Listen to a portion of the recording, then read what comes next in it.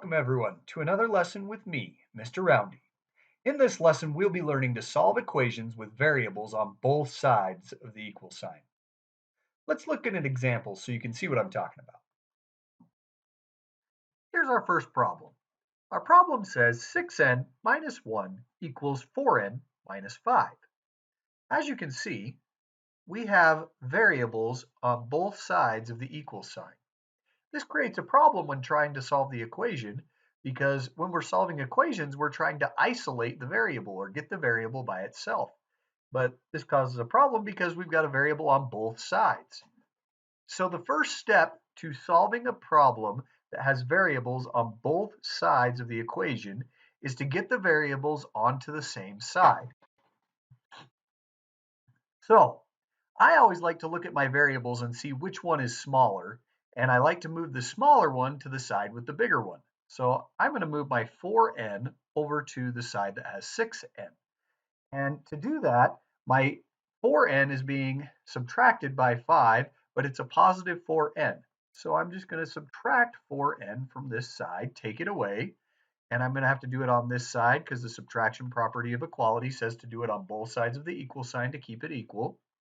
And then if I simplify, this side cancels out, and this side is going to get me 2n. I still have my minus 1.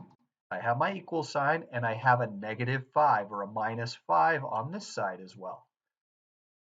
From here, we've got more of a normal equation where I'm going to now get rid of any add subtract that are by the variable. And so I'm going to do the opposite of subtracting 1. I'll add 1, and I'll add 1 on both sides and simplify. This side will cancel out, and this side will get me negative 4 equals 2n. Finally, I'll get rid of my multiplication and division that are by my variable. And so I'm multiplying by 2, so I'll undo that by dividing by 2. Undo by dividing by 2. That one cancels out, and we get n equals negative 4 divided by 2 would get me negative 2. And n equals negative 2. I can double check my answer by plugging in negative 2 in for my n in both sides of the equation up at the top and see if they actually do equal each other. For our second problem, let's look at an equation that has rational coefficients. As you can see, in our second problem here, we have rational coefficients, meaning our coefficients are rational numbers. In this case, they're fractions. 2/3 is a coefficient for x, and we've got minus 1/6, or kind of like negative 1/6, is our coefficient with the x on this side of the equal sign. Now, since I know I've got rational coefficients here, and I have to get these variables on the same side of the equal sign as each other, that means I'm going to have to be moving one of these to the other side. Now, 1/6 is smaller than 2/3, so I'm going to try and move my 1/6 over to this side. But if I'm going to be able to do that, I really need them to have a common denominator. And so as I look at these two fractions, 2/3 and 1/6, I know that I could create a common denominator for this of 6. And so if I change 2/3 to something that has a denominator of 6, the equivalent fraction would be 4/6 because I multiply the top and bottom of 2/3 by 2, and that gets me a new coefficient of 4/6 that's equivalent to 2/3. So now my problem is 4/6x minus 1 equals 9 minus 1/6 x. And this will make sense once we do our first step. Remember, the first step is to get all of the variables on the same side. Here I have a minus 1/6 x, and I want to move this to this side. Since it's a minus 1/6 x, I'm going to have to get rid of it by using the opposite, or adding 1/6. So if I add 1/6 over here, I'm going to have to add 1/6 over here.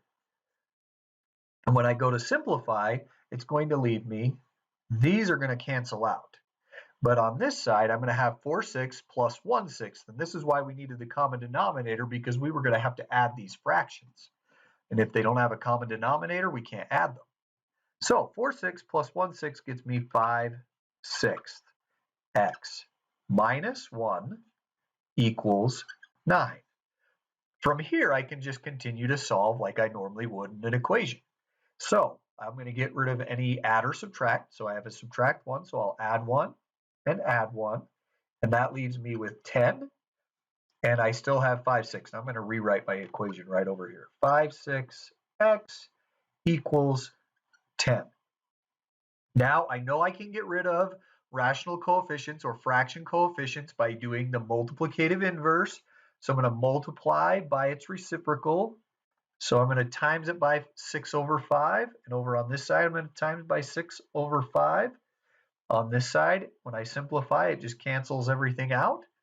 And on this side, I'll make it a fraction by putting a 1 under the 10. And now I can cross cancel.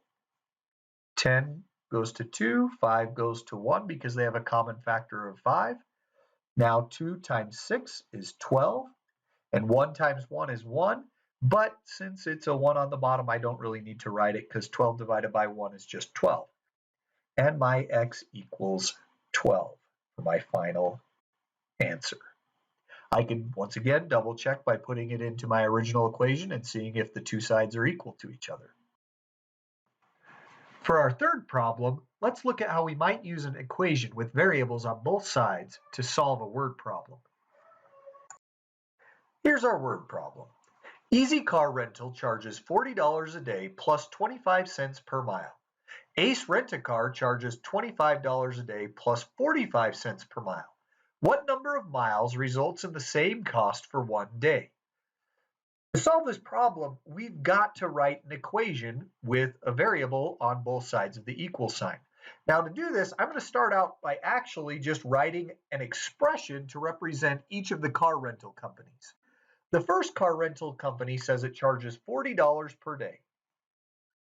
So I'm going to write 40 plus, well, that means plus 25 cents per mile. Now, we don't know how many miles they've actually are going to be driving, so I'm going to represent the miles with a variable. And since that's a rate, I'm going to write that as 25 cents per mile. That means I'll just write it 25 cents times x. Whenever you've got a rate like that, we can often write the rate times the variable. And the variable x is just going to represent the number of miles that they're driving. So 25 cents times the number of miles would tell us how much that cost is. So $40 plus 25 cents per mile. That's for our first company. Our second company, we can write an expression for. It says that Ace Rent-A-Car charges $25 per day plus 45 cents per mile. So that would be a rate. So I'm going to write my rate as 45 cents per mile. Now, I don't know the miles, so I'll just represent that with an x. So my rate would be 45 cents times the number of miles. Now that I've got both of these expressions, I can actually say that they're equal to each other in order to solve this problem. So I can write these two expressions into an equation. 40 plus 0.25 times x is equal to 25 plus 0.45 times x. Now, what I'm going to need to do, as always, is get both variables on the same side of the equal sign. Now, I've got 0.25 and 0.45. 0.45 is a little bit bigger, so I'm going to move this one over here. And since it's a plus 0.25, I'm going to use the opposite, subtract 0.25, x.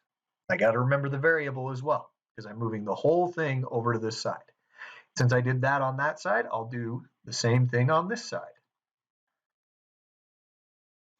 This side's going to simplify to 0 or nothing.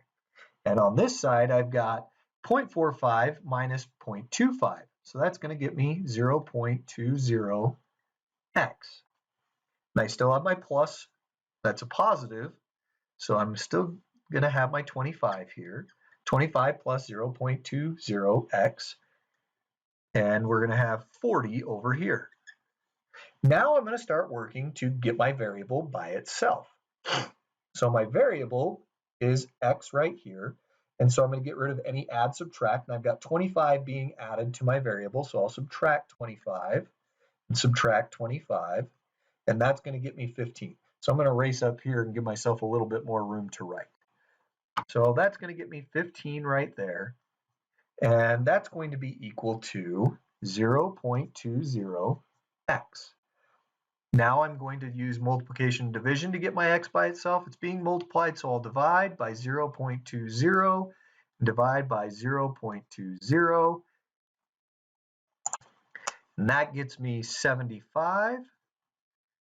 So my x equals 75, which means when both companies have driven 75 miles, their cost will be the same.